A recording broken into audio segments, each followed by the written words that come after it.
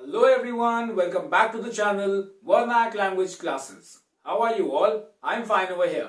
I'm back with another video for the class 12 board examination series, and in this video I'll be covering one very important topic, that is notice writing.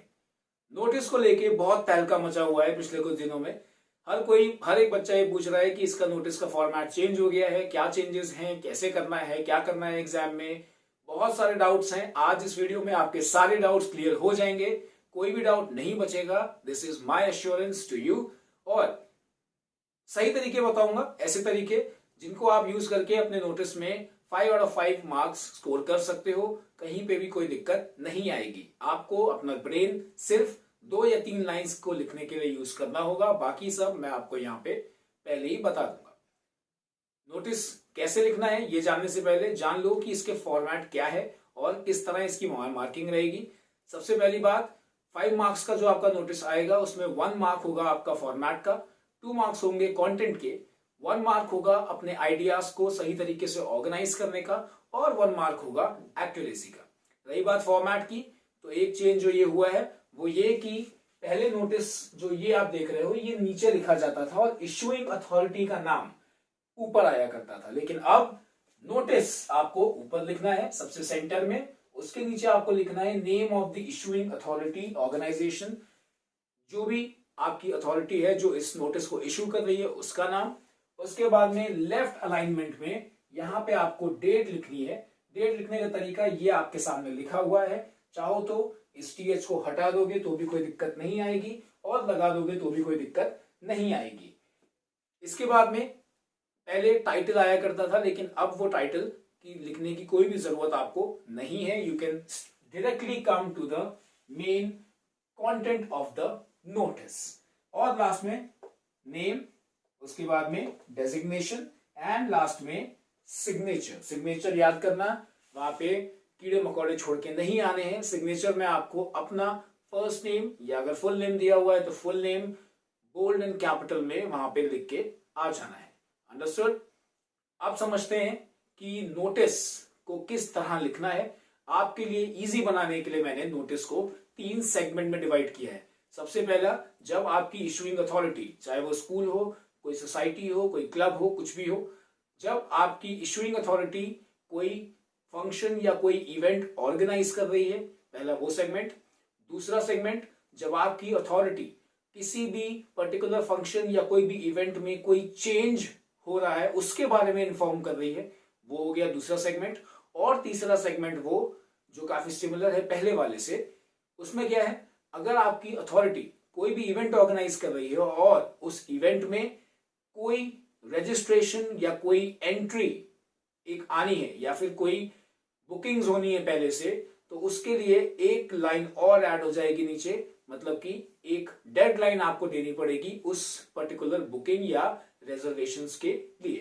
तो ये 3 segments हैं। आपको यहाँ पे बताऊंगा कौन सी lines आपको use करनी है, कहां पे चेंजेस करने हैं और क्या चीजें सेम रहेंगी। मैंने क्वेश्चंस जो एग्जाम्पल के लिए लिए हैं वो हमारे सैंपल पेपर जो आया था सीबीएसई का, उसी के 2 एग्जाम्पल्स लिए हैं, आपको दिख जाएंगे इधर या इधर। पहला क्वेश्चन जो था उसमें था कि आप एक स्कूल बुक क्लब के प्रेसिडेंट हैं और आपको स्कूल के बच्चों को ये बताना है कि स्कूल एक ड्राइव ऑर्गेनाइज कर रहा है for the reuse of study materials and books. आपको ये भी बताना है बच्चों को कि भाई ये पर्टिकुलर चीज किस तरह चैरिटेबल पर्पस के लिए यूज हो सकती है, इसका क्या कॉज है, किस तरह ये हेल्पफुल है कई सारी चीजों के लिए। ये बताते हुए आपको एक नोटिस फ्रेम करना है in not more than 50 words. तो मैंने उसका आपके सामने एक एग्जाम्पल लिखा हुआ है, बहुत ही आसान शब्दों में यही लाइंस रहेंगी, कुछ चीजें बदलेंगी। क्या होगा चलो देखते हैं। सबसे पहले मैंने यहाँ पे डाला है नोटिस को, ध्यान रहे एक बॉक्स के अंदर आएगा नोटिस आपका।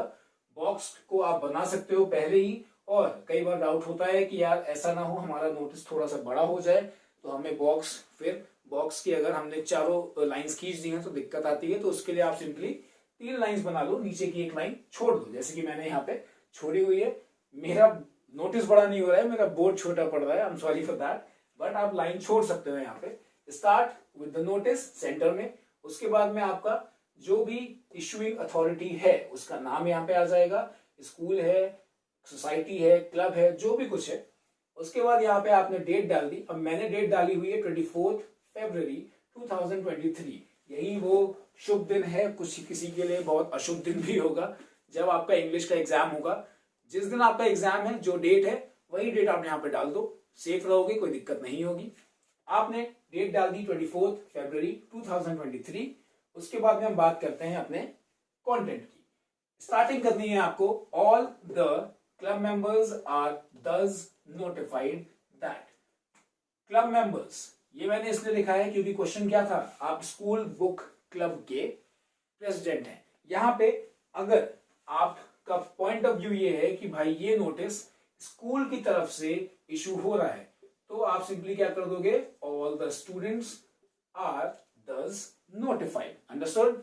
इतना लाइन आपने कर दी। यहाँ पे स्टूडेंट्स कर दो, क्लब मेंबर्स कर दो, रेजिडेंट्स कर दो। अगर किसी सोसाइटी का नोटिस है वो क्वेश्चन के ऊपर डिपेंड करेगा, उतना प्लीज क्वेश्चन पढ़ के समझ लेना। आर thus notified that, यहां तक की लाइन आपकी ये सेम रहेगी।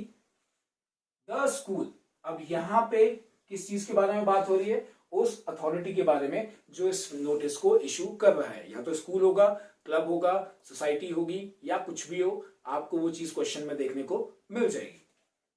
यहां पे पूरा नाम मत डालना ऑर्गेनाइजेशन में, क्योंकि आपने ऑलरेडी यहां पे वो नाम दे रखा है, आपके कई सारे वर्ड्स बच जाएंगे। इज ऑर्गेनाइजिंग अ ड्राइव, जैसा कि मैंने कहा था क्वेश्चन में दिया हुआ है कि आपका स्कूल एक ड्राइव ऑर्गेनाइज कर रहा है, तो मैंने सेम टू सेम क्वेश्चन से उठा के यहाँ पे कॉपी पेस्ट कर दिया है। आप भी ऐसा कर सकते हो, just to make it simple and easy. Is organising a drive for promoting reuse of study materials and books on. अब ध्यान से देखो, यहां तक, यहां से लेके यहां तक कोई चेंज नहीं किया, क्वेश्चन से उठा के लाइन यहां पे चिपका दी। उसके बाद में आपने यहां पे मेंशन कर दिया ऑन। ऑन कब यूज होता है, जब भी आपको लिखनी होती है डेट। ध्यान रखना एक चीज, DTV लिख देता हूं यहां पे, DTV, डेट, टाइम, वेन्यू। ये 3 पॉइंट्स बहुत इंपॉर्टेंट है आपके कंटेंट में, आपके ऑर्गेनाइजेशन ऑफ आइडियाज को एक नंबर सिक्योर करने के लिए ये बहुत जरूरी है, इसको मत भूलना। ऑन लगाया तो उसके बाद में ऑब्वियस ही बात है डेट आ गई, एट लगाया तो टाइम आ गया। अब टाइम इवेंट के हिसाब से आप देख लो, अगर दिवाली पार्टी है तो ऑब्वियस ही बात है रात को होगी, अगर स्कूल का कोई फंक्शन है तो ऑब्वियस ही बात है दिन में जो स्कूल का टाइम होता है उस दिन होगा, अगर क्लब का या सोसाइटी का कोई फंक्शन है तो शाम में भी हो सकता है। ये चीजें आपको खुद देखनी पड़ेंगी। यहां पे टाइम मेंशन कर दिया और उसके बाद में लगाया इन मतलब वेन्यू, कहां पे हो रहा है, स्कूल लाइब्रेरी में। अब ये बुक्स का मामला है तो ऑब्वियस बात है लाइब्रेरी में होगा। अगर साइंस एग्जीबिशन होता तो शायद से ऑडिटोरियम हो जाता, अगर कोई थिएटर में प्ले होता तो भी ऑडिटोरियम हो जाता, अगर कोई एनुअल डे होता या फिर कोई स्पोर्ट्स मीट होती तो प्ले ग्राउंड, या फिर जो हमारा एक अरीना होता है जहाँ पे गेम्स वगैरह होते हैं वहां पे हो जाता। ये डिपेंड करेगा कि क्या इवेंट होने वाला है। स्कूल लाइब्रेरी यहां तक आपने कर दिया। अब यहां पे आपने अपना date, time, venue, issuing authority सबके बारे में बता दिया है। आपका आधा पार्ट खत्म हो चुका है। उसके बाद में यहां से आप शुरू कर सकते हो अपना कंटेंट। कंटेंट भी ज्यादा नहीं लिखना है, रिमेंबर 50 वर्ड्स की वर्ड लिमिट है, तो उसके अंदर ही रहते हुए आपको अपना काम करना है। मैंने यहाँ पे सिंपली क्या किया है, क्योंकि क्वेश्चन में बोला गया था कि प्लीज इन्फॉर्म द स्टूडेंट्स कि किस तरह ये पूरी चीज एक चैरिटेबल कॉज में हेल्प करेगी, इसीलिए I have written the drive shall contribute towards aiding मतलब होता है helping poor children and promote environment friendly nature of the school. एक लाइन में मैंने सिर्फ ये बच्चों को ये बता दिया कि भाई ये पर्टिकुलर ड्राइव पहली बात तो गरीब बच्चों की मदद करने में कंट्रीब्यूट करेगी, दूसरी बात ये हमारे स्कूल का जो एनवायरमेंट फ्रेंडली नेचर है, जो हमारे स्कूल की एनवायरमेंट फ्रेंडली अप्रोच है, उसको भी फुलफिल करने में काफी प्रमोट करेगी, काफी हेल्प करेगी। अब ये 2 रीजन बता दिए मैंने, आप चाहो तो 3 बता दो, 4 बता दो, but please stay in your word limit, उसके बाहर मत जाना। यहां पे आपने लिख दिया then I have written those who are willing. Willing की जगह पे कई लोग इंटरेस्टेड भी यूज करते हैं। I am just trying to bring some different words जिससे आप अपना नोटिस थोड़ा सा अलग बना सको, rather than just writing the same old things in your notice. All right, so those who are willing can contact the undersigned. अब यहां तक आपने काम कर दिया, आपका नोटिस का जो कंटेंट है वो हो गया। उसके बाद में सिंपली आपने नीचे क्या किया, you wrote the name, question में दिया हुआ है, नहीं दिया है तो just right your own name, कोई दिक्कत नहीं है, वैसे क्वेश्चन में दिया ही होता है। Then you wrote the designation, president of the school book club, चाहो तो ब्रैकेट में बता दो यहाँ पे, लेकिन जरूरत नहीं पड़ेगी। वाई? क्योंकि आपने ऑलरेडी स्कूल की बात कर रखी है एंड बुक से रिलेटेड जो भी बात होती है वो बुक क्लब का कोई प्रेसिडेंट ही करता है। एंड देन लास्ट में आ गया आपका सिग्नेचर। अब यहाँ पे जोजली मैथ्यू ये नाम दिया हुआ है, you can just right the name in block letters, capital letters में आप लिख दो, दैट्स इट। बॉक्स बना के पैकअप कर दो, आपका नोटिस खत्म। Understood? I hope you got all the points. Second segment पे आते हैं, जब आपके स्कूल या आपकी ऑर्गेनाइजेशन या कोई भी सोसाइटी या कोई भी क्लब किसी चेंज के बारे में इन्फॉर्म करता है। सैंपल पेपर में सेकंड क्वेश्चन इसी के बारे में है कि आप एबीएम स्कूल के हेड बॉय हैं और आपको इन्फॉर्म करना है 10 से 12 क्लास तक के हाउस मेंबर्स को कि एक फंक्शन हो रहा है, उसकी डेट चेंज हो रही है। अब उसमें कुछ नहीं करना है, सब कुछ सेम रहेगा। क्या करोगे, इतना देख लो, ये सब कुछ same, all the students are thus notified. बस यहां के बाद में आपको क्या करना है, you just have to change a few lines. मैं फटाक से करके दिखाता हूं, just give me a second. Notified of a change, इतना कर दिया, क्योंकि चेंज हुआ है तो आपने लिख दिया ऑफ अ चेंज इन। अब उसमें था कि सबमिशन डेट्स में चेंजेस हुए, in the submission dates of के आगे जो भी चीज क्वेश्चन में दी हुई है वो कॉपी पेस्ट करो, यहां पे लगा दो फुल स्टॉप। मान लो कि यहां तक आपने इंफॉर्मेशन दे दी, यहां पे लगा दिया फुल स्टॉप। फुल स्टॉप के पहले आप चाहे तो एक रीजन भी दे सकते हो, due to some unavoidable circumstances, कुछ ऐसे सिचुएशन आने की वजह से जिनको अवॉइड नहीं किया जा सकता, डेट सबमिशन की चेंज हो चुकी है, द न्यू डेट या फिर dates will wait shall now be, यहां पे डाल दी डेट। और क्वेश्चन में अगर ये लिखा हुआ है कि आप इनकन्वीनियंस के लिए अपॉलॉजी भी मांगो, सो आप सिंपली यहां पे लिख सकते हो apologies for the inconvenience cost, इतना लिख दिया। उसके बाद नीचे आपने वही चीज करनी है जो आपने ऊपर करी थी, your name, your designation and your signature. Close the box, wrap it up, that's it. कोई दिक्कत आई? नहीं आई होगी, I am very sure about this. आपको सिर्फ कुछ बेसिक चीजें हैं जो दिमाग में रखनी है, सबसे वो भी हम बाद में बात करेंगे। पहले थर्ड सेगमेंट की बात कर लेते हैं। थर्ड सेगमेंट मान लो जैसे अभी पहला क्वेश्चन था कि एक ड्राइव ऑर्गेनाइज हो रही है, ड्राइव ऑर्गेनाइज होने की जगह पे मान लो कोई साइंस कंपटीशन है जिसमें आपने बता दिया कि भाई इस डेट पे इस टाइम पे यहाँ पे ये कंपटीशन होगा स्कूल में। फिर आपने लिख दिया कि दोज हु आर विलिंग या फिर those who are interested in taking part can contact the अंडरसाइंड।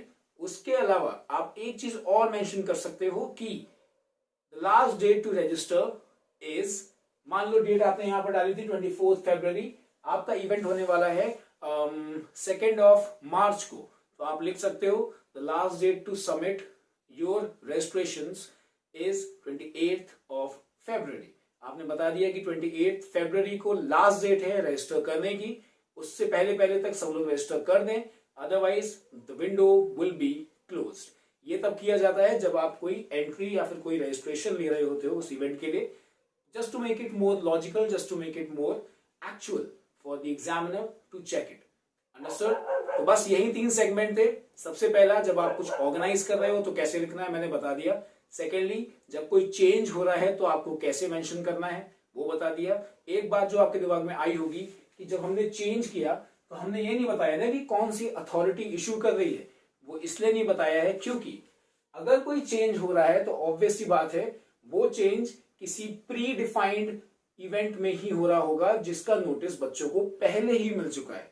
अगर कोई इवेंट हो रहा था यहाँ पे जिसकी डेट चेंज हो गई तो उसका मतलब क्लियर है कि उस इवेंट के बारे में बच्चों को ऑलरेडी पहले एक नोटिस मिल चुका था जिसमें इशुइंग अथॉरिटी के बारे में बताया जा चुका था।